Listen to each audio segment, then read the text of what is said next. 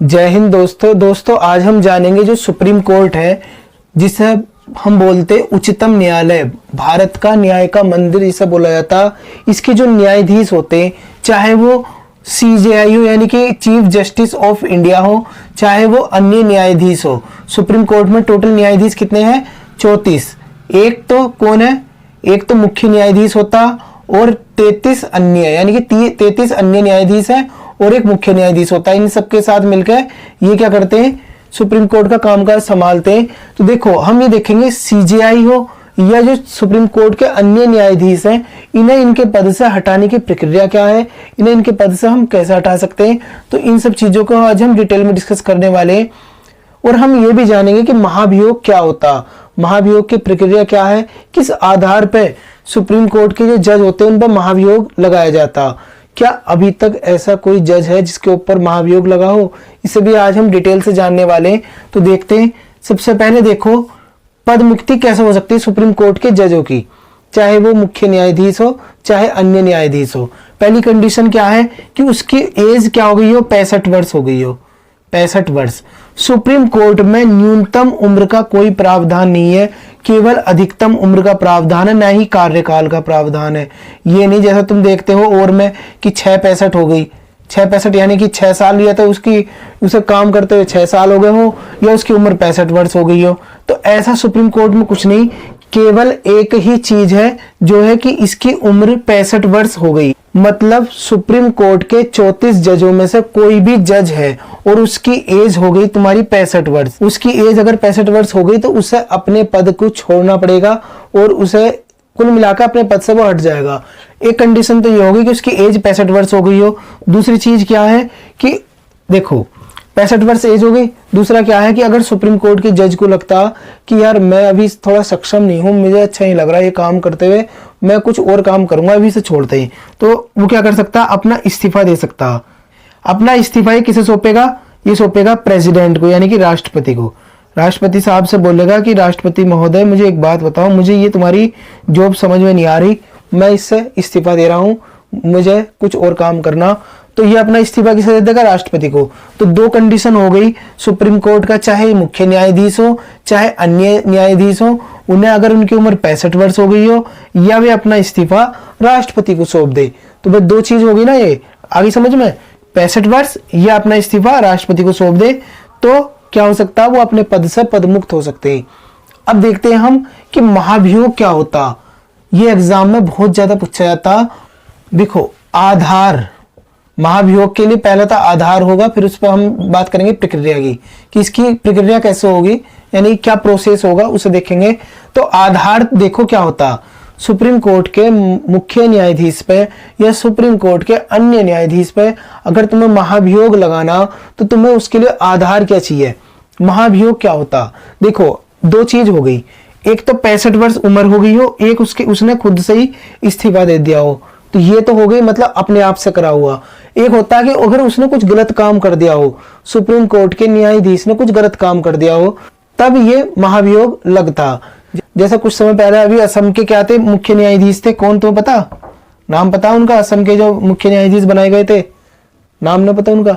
चलो comment box में comment करके लिखो उनका नाम क्या था और कौन से नंबर के वे मुख्य न्यायाधीश थे। सुप्रीम कोर्ट के कौन से नंबर के मुख्य न्यायाधीश थे? असम के थे वे, इतना मैं तुम्हें हिंट दे रहा हूं।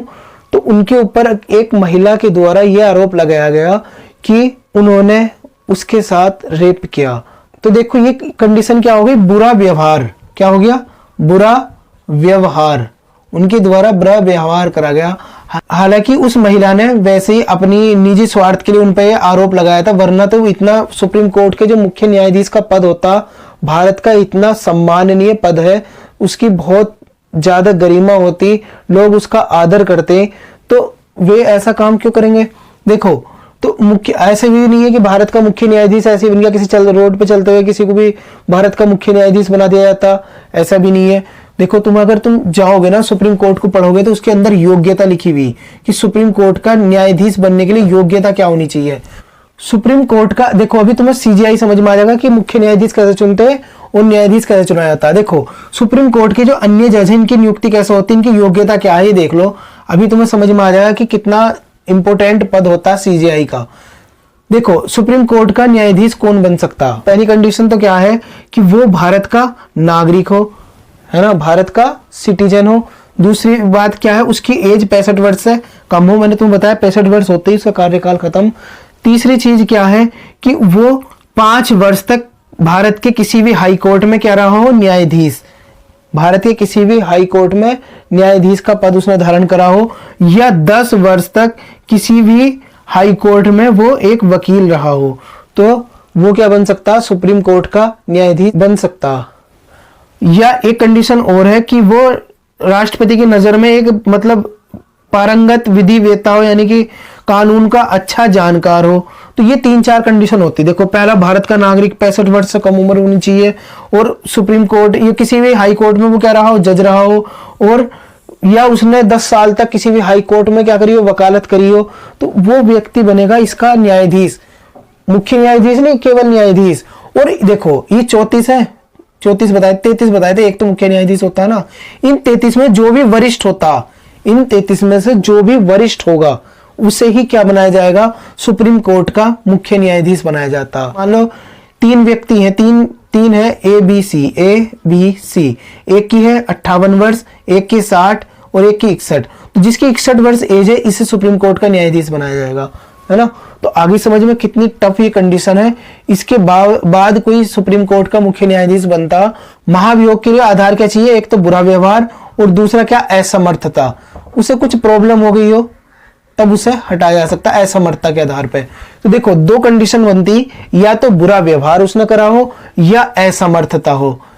महाभियोग के लिए आर्टिकल और देख लो, आर्टिकल है 124 का 4, ये एग्जाम में पूछा जाता कि किस आर्टिकल के तहत सुप्रीम कोर्ट के न्यायाधीश पे क्या चलता है, महाभियोग चलता। तो आर्टिकल 124 का 4 है, तो याद रखना। अब देखो मैंने तुम्हें ये आधार बता दिया कि 2 कंडीशन है, या तो उसने बुरा व्यवहार करा हो या वो असमर्थ हो। अब देखते हैं प्रक्रिया क्या है, प्रक्रिया देखते हैं यहाँ पे। देखो सुप्रीम कोर्ट के जज से रिलेटेड अगर कुछ भी मसला है तो वो दोनों सदनों से पास होना जरूरी है। पहली कंडीशन तो ये है, दोनों सदनों से, चाहे वो लोकसभा हो या राज्यसभा हो, दोनों सदनों से पास होना जरूरी है। और कैसा होना चाहिए, विशेष बहुमत। कैसा, विशेष बहुमत, विशेष बहुमत होना चाहिए। विशेष बहुमत समझते हैं क्या होता है, जितने भी सदस्य वहां पर प्रेजेंट है उसके 2/3 यानी कि लगभग 66% सदस्य इसके पक्ष में अगर वोट डालेंगे तब जाकर ये पास माना जाएगा, इसे बोलते हैं विशेष बहुमत। देखो अगर ये महाभियोग सुप्रीम कोर्ट के न्यायाधीश में महाभियोग लगाना हो, तो देखो अगर मान लो ये प्रस्ताव लोकसभा में लाया जाता, महाभियोग ऐसे नहीं लगता कि एकदम जाओ लगा दो, ऐसा नहीं होता। पहले दोनों सदनों से मैंने बोला पास कराना पड़ता। दोनों सदनों से अगर इस महाभियोग पास कराना तो दोनों सदनों में पहले तुम्हें प्रस्ताव लाना पड़ेगा। देखो अगर सीजेआई पे महाभियोग लगाने का प्रस्ताव लाया गया लोकसभा में तो कितने सदस्य प्रस्तावक होने चाहिए, कितने सदस्य उसके पक्ष में होने चाहिए, लगभग 100 सदस्य। लोकसभा के अगर 100 सदस्य बोलते हैं कि हम ना राष्ट्रपति में महाभियोग लगाएंगे तो क्या होगा, ये प्रस्ताव लोकसभा के अंदर आएगा। लोकसभा का जो अध्यक्ष होता उसके ऊपर डिपेंड करता कि वो इस प्रस्ताव को स्वीकार करता है या नहीं करता। कि लोकसभा का जो अध्यक्ष है उसे लगता कि ये प्रस्ताव सही है, जो ये 100 प्रस्तावक लाए ना महाभियोग लगाने का, ये प्रस्ताव सही है, तो वो इसे मंजूर कर देता। फिर ये लोकसभा से 2/3 की मेजोरिटी से पास होता है, तब दूसरे सदन में जाने की प्रक्रिया होगी। तो पहली कंडीशन तो ये होगी। दूसरी चीज ये समझो कि अगर लोकसभा के अध्यक्ष को लग रहा है कि ये प्रस्ताव बेकार है, हमारी देश की गरिमा को आहत करेगा और उन पर जो आरोप लगाए गए वो भी निराधार हैं, तो क्या कर सकता है, जो अध्यक्ष होता है लोकसभा का अध्यक्ष, वो उस प्रस्ताव को मंजूर ही नहीं करेगा, है ना, चाहे वो लोकसभा हो चाहे राज्यसभा। तो देखो लोकसभा में अगर प्रस्ताव पहले लाया जाता, मैंने बताया दोनों सदनों से पास होना जरूरी, ये जरूरी नहीं कि लोकसभा में लाया जाए पहले, हो सकता है राज्यसभा में ला सकते हो तुम, अगर तुम्हारा मन कर रहा है तो राज्यसभा में ले आओ। तो राज्यसभा में अगर लाना तो 50 प्रस्तावक चाहिए, कितने, 50 सदस्य इसके पक्ष में होने चाहिए। यहाँ कितने थे, 100, लोकसभा में कितने थे, 100, राज्यसभा में कितने हैं, 50। अगर लोकसभा में प्रस्ताव लाना तो 100 सदस्य चाहिए और राज्यसभा में लाना तो 50 प्रस्तावक होने चाहिए इसके पक्ष में। आगे समझ में। अब मैंने तुम्हें बताया यहां से भी 2/3 की मेजोरिटी से पास होगा तब जाकर आगे बात बनेगी। या शुरू में ही क्या कर सकता है, जो राज्यसभा का सभापति होता वो उसे रिजेक्ट कर सकता, अपने विवेक के आधार पे। यहाँ पे लोकसभा का अध्यक्ष रिटायर इसे अपने विवेक के आधार पे क्या कर देगा, नामंजूर, यहाँ पे सभापति नामंजूर कर देगा। देखो अगर क्या हो, मान लो सपोज डेट कि लोकसभा में लाया गया, लोकसभा में 100 सदस्य लाए थे इसे प्रस्ताव को, और बाद में 2/3 की मेजोरिटी से इसे पास कर दिया गया, यानी कुल मिलाकर लोकसभा से पास हो गया।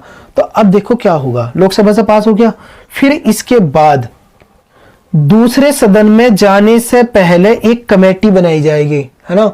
जो सुप्रीम कोर्ट के जज होते हैं उनसे रिलेटेड जो मसला उसकी जांच करने के लिए एक कमेटी बनाई जाएगी 3 सदस्यों की। एक कौन होगा, किसी भी हाई कोर्ट का मुख्य न्यायाधीश, और दूसरा क्या, सुप्रीम कोर्ट का न्यायाधीश। देखो अगर ये महाभियोग अगर मुख्य न्यायाधीश पे लग रहा तो सुप्रीम कोर्ट का 33 में से किसी भी जज को हम उठा लेंगे, यहाँ पे इस कमेटी के अंदर ले आएंगे, है ना। सुप्रीम कोर्ट के किसी भी 33 में से किसी भी जज को यहाँ पे तुम बैठा सकते हो। अगर ये महाभियोग सुप्रीम कोर्ट के 33 में से इनमें किसी भी जज पे लग रहा तो इस कमेटी में कौन हो सकता, मुख्य न्यायाधीश भी हो सकते हैं। ये बात समझ में आ गई, नहीं आई फिर से देख लो। अगर महाभियोग सीजेआई पे चल रहा, देखो पहला चीज तो ये हो गई हाई कोर्ट का मुख्य न्यायाधीश। भारत में जितने भी हाई कोर्ट है उनमें से किसी का भी न्यायाधीश, किसी का भी मुख्य न्यायाधीश इसका एक सदस्य होगा। दूसरा, अगर ये महाभियोग सुप्रीम कोर्ट के मुख्य न्यायाधीश पे चल रहा तो इन 33 में से कोई भी इसका एक सदस्य बन जाएगा। लेकिन अगर इन 33 में किसी एक के साथ है तो क्या होगा, सुप्रीम कोर्ट का जो मुख्य न्यायाधीश है वो इसका एक सदस्य होगा। तीसरा क्या है, राष्ट्रपति की नजर में एक पारंगत विधिवेता, मतलब न्याय का कानून का ज्यादा जानकार हो, जिसने संविधान को पढ़ रखा हो, ज्यादा जानकारी रखता हो। तो देखो 3 होंगे, सुप्रीम हाई कोर्ट का मुख्य न्यायाधीश, सुप्रीम कोर्ट का मुख्य न्यायाधीश या अन्य न्यायाधीश में से कोई और पारंगत विधिवेता, ये होंगे। ये अगर अपनी रिपोर्ट में कहते हैं कि ये महाभियोग न्यायाधीश पर जिस भी आधार पर लगाया गया वो आधार सही है, तो फिर ये कहा जाता है ये प्रस्ताव दूसरे सदन में जाएगा, है ना। अभी मैंने क्या बताया था, यहां से लोकसभा से पास होकर आया तो दूसरे सदन में यानी कि राज्यसभा में जाएगा, और अगर राज्यसभा से पास होकर आता और इस कमेटी के बाद कहा जाता फिर भी लोकसभा में जाता, है ना। तो दूसरे सदन राज्यसभा में जाएगा, दूसरा सदन भी क्या करेगा, इसे 2/3 यानी कि विशेष बहुमत से इसे पास कर दे, तो ये फिर क्या होगा, राष्ट्रपति उस न्यायाधीश को उसके पद से हटा देंगे, यानी कि महाभियोग के तहत उसे उसके पद से हटाया जा सकता। तो ये थी महाभियोग की प्रक्रिया। देखो केवल ये प्रक्रिया जो मैंने तुम्हें भी समझाई, ये प्रक्रिया, ये महाभियोग केवल सुप्रीम कोर्ट के न्यायाधीश पे नहीं, चाहे तुम यूपीएससी का अध्यक्ष या सदस्य ले लो, यूपीएससी, एसपीएससी, चुनाव आयोग का जो अध्यक्ष होता है उसे ले लो, कैग, किसी भी हाई कोर्ट का अगर जज है उसे भी इस प्रक्रिया के द्वारा ही हटाया जाता।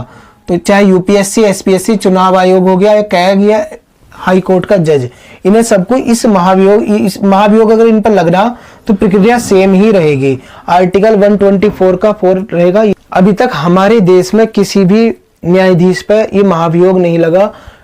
ऐसा ही एक मामला 1991 के में जो जज थे मुख्य न्यायाधीश से कौन, बी रंगास्वामी, उनके ऊपर देखने को मिला था। महाभियोग लगाने की प्रक्रिया चल रही थी, लेकिन जैसे ही प्रस्ताव लोकसभा में आया कांग्रेस उस प्रस्ताव से हट गई, यानी कांग्रेस ने वोट ही नहीं डाला तो वो प्रस्ताव खारिज हो गया था। तो अभी तक हमारे देश में किसी के भी ऊपर महाभियोग नहीं लगाया गया। दोस्तों इस जानकारी से रिलेटेड अगर तुम्हारे मन में कुछ भी डाउट हो तो कमेंट करके पूछ सकते हो। दोस्तों अगर ये लेक्चर तुम्हें पसंद आता है लाइक कर सकते हो। मिलते हैं फिर नेक्स्ट लेक्चर में, तब तक के लिए थैंक्स अ लॉट, जय हिंद।